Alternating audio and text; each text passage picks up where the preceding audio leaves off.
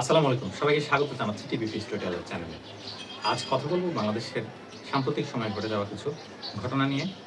সবচেয়ে বড় উদ্বেগের বিষয় হচ্ছে বাংলাদেশে যে আমরা হামের যে প্রাদুর্ভাব দেখতে পাচ্ছি সেটি নিয়ে কিন্তু এখনো পর্যন্ত কোনো ধরনের আ উন্নতি হয়নি। অর্থাৎ পরিস্থিতির দিন, দিন অবনতি হচ্ছে।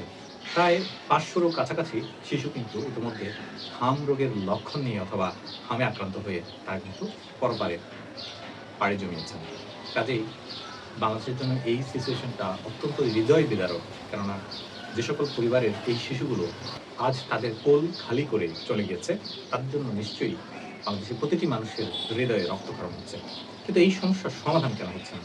কেন সরকারের পক্ষ থেকে এখনো যথোপযুক্ত উদ্যোগ গ্রহণ করা সম্ভব হয়নি? যদিও বলা হচ্ছে যে হামের যে টিকা সেটি বিগত সরকার অর্থাৎ অন্তর্বর্তীকালীন সরকার সেটি আমদানি করেনি কিংবা সেটি তারা মজুত করেনি। ফলে এই টিকা যথাসময়ে শিশুদেরকে দেওয়া হয়নি। আর এজন্য এই ধরনের সংকট তৈরি হচ্ছে।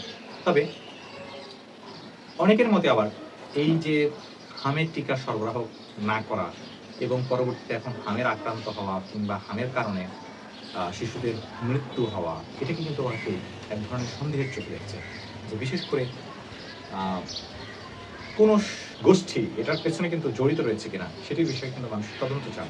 এবং সরকারের পক্ষ থেকে যদিও এই বিষয়ে তদন্তের কথা বলা হয়েছে, কিন্তু এখনো পর্যন্ত কোনো ধরনের তদন্তের রিপোর্ট আমরা দেখতে পাইনি যে কি কারণে অন্তর্বর্তীকালীন সরকার সত্যিকার অর্থেই তারা হামের টিকা সরবরাহ করেনি। এবং আমরা তো এটা খুব সহজেই পেতে পারতাম। অন্তর্বর্তীকালীন সরকারের প্রধান উপদেষ্টা ডক্টর মোহাম্মদ ইউনূস তিনি কিন্তু পারতেন যে তার অন্তত ফেসবুক স্ট্যাটাসের মাধ্যমে জানাতে পারতেন যে আসলে তারা তাদের সময়ে হামের টিকা নিয়ে তারা কি করেছিলেন, সত্যি ঘটনাটা আসলে কি ছিল সেটা তারা স্পষ্ট করতে পারতেন। কিন্তু সেটা নিয়ে নানা ধরনের এখনো পর্যন্ত কাদা ছোড়াছড়ির মধ্যে কিন্তু রয়ে গেছে। ফলে আমরা জনগণ হিসেবে কিন্তু অনেক হতাশায় আমরা নিমজ্জিত হচ্ছি যে আসলেই আমাদের বাংলাদেশের এই সকল বিষয় যেগুলো খুবই সেনসিটিভ ইস্যু, সেগুলো আসলে কি আমাদের নিয়ন্ত্রণে নাকি অন্য কোনো গোষ্ঠী কিংবা ব্যক্তির নিয়ন্ত্রণে? সেটি নিয়ে স্বাভাবিকভাবেই অনেক প্রশ্ন দেখা দিয়েছে। হামের টিকা ইস্যুটা শুধুমাত্র একটি ইস্যু। তার পেছনে আরো অনেক, অনেক ইস্যু রয়েছে। যেমন আমরা দেখতে পাচ্ছি যে আগের মতো এখন আর ফুয়েল স্টেশনগুলোতে লাইন দেখা যায় না। ঘন্টার পর ঘন্টা ধরে অপেক্ষা করে তেল সরবরাহ করতে হয় না। এই যে সিচুয়েশনের পরিবর্তন হয়ে গেল, হঠাৎ করে এটা কিভাবে সম্ভব হলো? যুদ্ধের পরিস্থিতি তো এখনো শেষ হয়নি।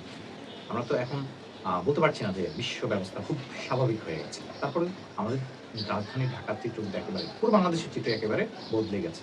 তো কাজেই বোঝা যাচ্ছে নিশ্চয়ই এই সকল কিছুর পেছনে কোনো একটা গোষ্ঠী, কোনো একটা সিন্ডিকেট কেউ না কেউ জড়িত রয়েছে। আর ফলে মানুষের ভোগান্তি বাড়িয়ে মানুষকে দুর্ভোগের মধ্যে ফেলে আসলে কেউ না কেউ কোনোভাবে তাদের স্বার্থ সিদ্ধি হাসিল করছে, অথবা তারা আসলে জনগণকে নিয়ে এক ধরনের খেলায়, একটা পৈশাচিক খেলার মধ্যে তারা মেতে উঠেছে।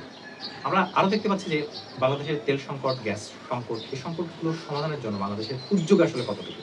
আমরা দেখেছি বাংলাদেশের বেশ কয়েকটা গ্যাস ক্ষেত্র এবং সম্ভাব্য তেল ক্ষেত্রের কূপ আ অনুসন্ধান করে পাওয়া গিয়েছে। কিন্তু সেগুলোতে অনুসন্ধানের পরবর্তী প্রক্রিয়ায় এগোনো আর সম্ভব হয়নি। যে প্রতিবেদন প্রকাশ করার কথা ছিল বাঁশঝাড়, যেটি চট্টগ্রামে অবস্থিত বাঁশখালী, সেখানকার যে গ্যাস ক্ষেত্র, তেল ক্ষেত্রগুলো থেকে সন্ধান পাওয়া গিয়েছিল যে এখানে একটা মজুদ রয়েছে এবং সেটা মজুদটা হতে পারে অনেক বিশাল হতে পারে। কিন্তু সেটা নিয়ে অনুসন্ধানের পরবর্তীতে যে রাশিয়ান টিম ছিল বা বিদেশি যে পর্যবেক্ষক দল ছিল তাদের কাছ থেকে আর কোনো প্রতিবেদন আর তারা দেয়নি। এটা ৭১ এর পরবর্তী সময়ের কথা বলছি। কিন্তু আজ এতদিন হয়ে গেল, আমাদের এতগুলো কূপ রয়েছে, কিন্তু সেগুলো থেকে এখনো পর্যন্ত আমাদের তেল গ্যাসের সঠিক যথাযথ অনুসন্ধান করে যে একটা রিপোর্ট পাবো, সেই রিপোর্টটুকু আমরা এখন কিন্তু পাইনি। যে কোন কূপ থেকে কি পরিমাণ তেল অথবা গ্যাস উত্তোলন সম্ভব হতে পারে, সেটার কোনো সম্ভাব্য পরিসংখ্যান আমাদের হাতে নেই। আমরা এমনই দুর্ভাগা জাতি যে আমাদের প্রাকৃতিক সম্পদ থাকার পরও আমরা সেগুলো নিয়ে কাজ করতে পারি না, সেগুলো নিয়ে পরিকল্পনা নিতে পারি না। তাহলে আসলে আমরা কি নিয়ে গর্ব করছি এবং আমাদের সরকার আমাদেরকে কি ঘুম পাড়ানোর যে মাসিবিসির গল্প শোনানোর মতো করে আমাদেরকে আসলে ঘুমিয়ে রাখছেন কিনা সেটি নিশ্চয়ই এখন সবাই কিন্তু বলাবলি করছে, আমরাও বলছি। এবং আমরা দেখেছি যে বিগত কয়েকদিন ধরে কিন্তু বাংলাদেশের মেইনস্ট্রিম মিডিয়াগুলোতে এই বিষয়গুলো কিন্তু আসছে এবং অনেকে আলোচনা করছে। কিন্তু এগুলো সমাধান হচ্ছে না। কোনো ধরনের উদ্যোগ আমরা দেখতে পাচ্ছি না। আমরা শুধুমাত্র কিছু ব্যাপারে আমরা কাদা ছড়াছড়ি দেখতে পাই। কিছু ব্যাপারে আমরা দেখতে পাই যে একজন আরেকজনের উপরে দোষ চাপিয়ে দিচ্ছে।